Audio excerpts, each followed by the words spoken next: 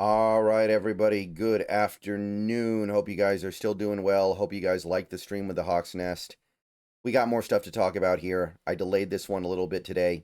Normally, I do this in the morning, but we're getting to the end of the season. I understand that other things are going to take priority.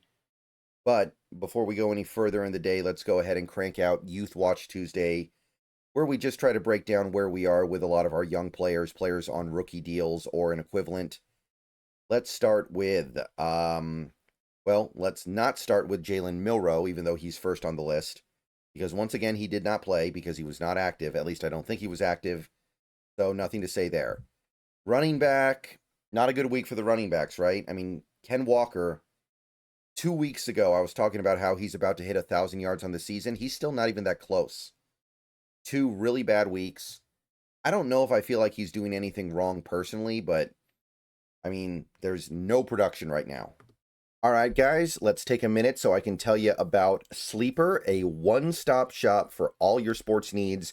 You can celebrate and chat on sports games in real time with other users. You can get the fastest scores, blazing fast sports news and sports alerts right at your fingertips. And of course, you can use Sleeper to play in fantasy leagues and win real money on picks contests. This is the way sports were meant to be enjoyed together. So download Sleeper today.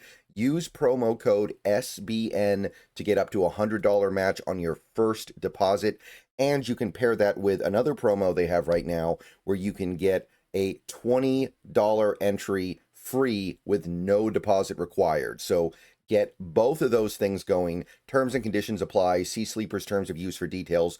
Currently operational in over 25 states and growing. So check out Sleeper today.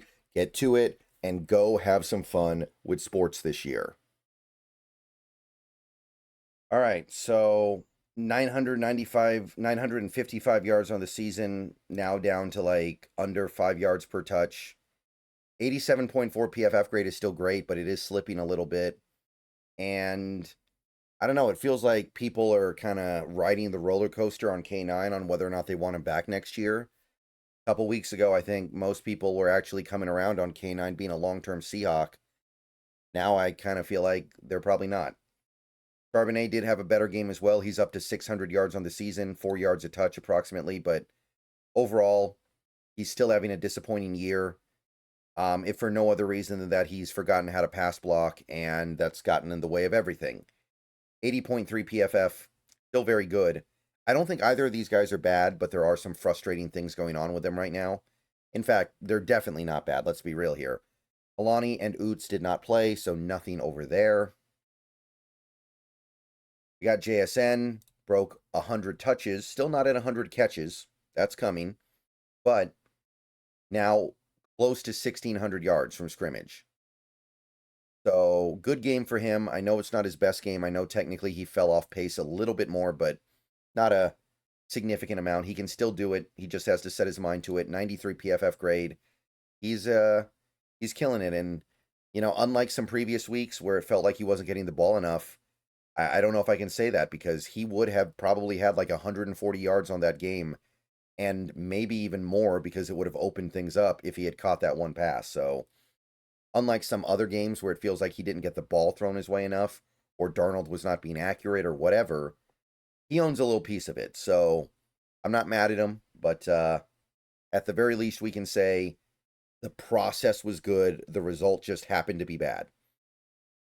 Jake Bobo played a little bit, but didn't really do anything. AJ Barner caught a few passes. Closing in on 50 catches, closing in on 500 yards receiving. Well, I should say total yards because the barnyard yards matter a lot, actually. So, nice sophomore campaign. He's obviously not an elite tight end yet, but doing his thing. And remember, we don't throw the ball that much, so he's not going to put up elite numbers. That's not a realistic possibility.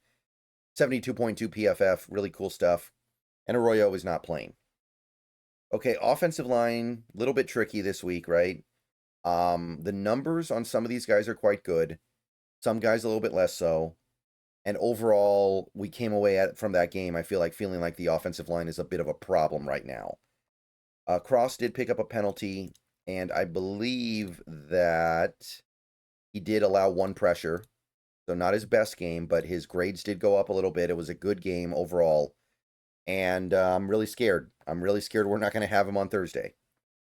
Gray Zabel, rough game, according to both the objective and subjective metrics. 4 pressures allowed, which is a career high. Grades actually went up a little bit, but that's because they're so low, they can't really go down much anymore unless he's atrocious.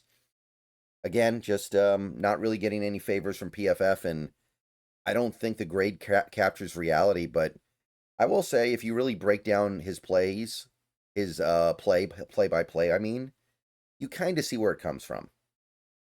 Sundell, first game back in a while, he did allow 1 pressure.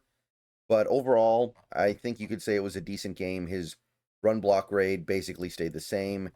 His overall PFF grade stayed about the same. Not a great player, but an effective scheme fit, and he can do some things really well. Good to have him back. Hopefully, by the end of the year, he's in his prime. When I say in his prime, I just mean he can play at his best possible level. And hey, Anthony Bradford, man, hasn't committed a penalty in a while. Like, it's been over a month now. He's allowed 1 pressure in this game and really righted the ship after some rocky stuff and graded like a stud. He did.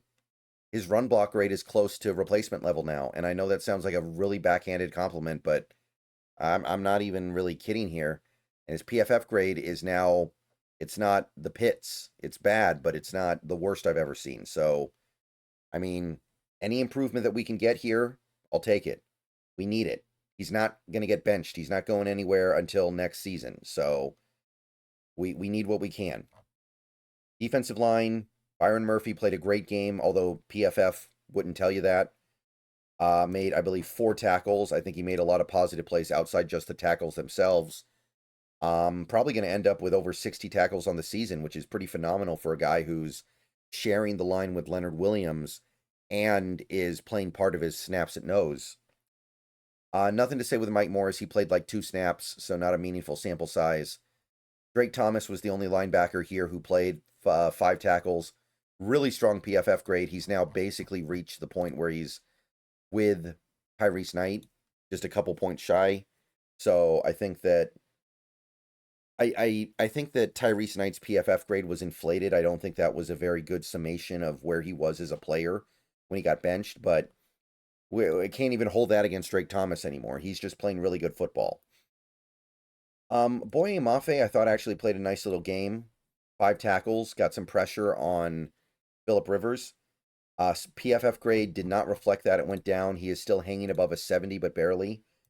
Derek Hall, kind of the same thing, although in his case, he didn't play a ton. He did have 3 tackles in that game, which is good, but he only played 17 snaps.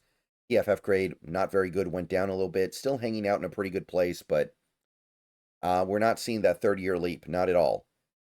Well, let me take that back. In some ways we are, but the sacks just aren't there. And at the end of the day, if you're a pass rusher, that's what's really going to get you paid, the ability to get sacks. And right now, we're not seeing that from Derek Hall.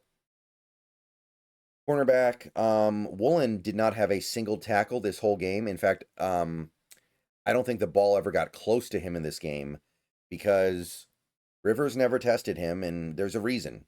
So whatever differences, whatever issues we've had with Riq Woolen this year, he's now in a place where Phillip Rivers is not even going to go near him. So really good PFF grade from this game. Can't play much better than that. If the other guy won't even throw at you, you're doing your thing. Devin Witherspoon, great game as well. Coverage super clean, had 6 tackles. Had some really good tackles as well. Number 1 PFF grade for corners in all of football at 91 right now. Broke up a pass. Settling into being one of the best corners in the league, if not pound for pound the best. And Pritchett did not play, but he did play special teams, but nothing on defense. Kobe Bryant, one of his best graded games of the year, picked up a handful of tackles. It was 3, and the game-sealing pick. Admittedly, the game was already over even without the pick, but it's still a pick, and I'm happy he got it. PFF grade almost at 70. Eman Wari may have been our best player in that game on Sunday. 7 tackles, a couple of passes broken up, a sack. He had another tackle that I think should have been counted as a tackle for loss. I know some sites did and some sites didn't. 71.6. So PFF has been harsh on him before, but this week they give him his flowers. Headed in the right direction. He's so much fun. He is really a lot of fun. And I just hope he can continue to be fun for the rest of his career. Okay, that's it. I'll see you guys later. Go Hawks. More stuff coming soon. We're going to get, hopefully, a regularly scheduled injury report later today. That'll probably be the next video, but if not, I'll see you before then. Seahawks on SI. Go check out my articles today. And go Hawks.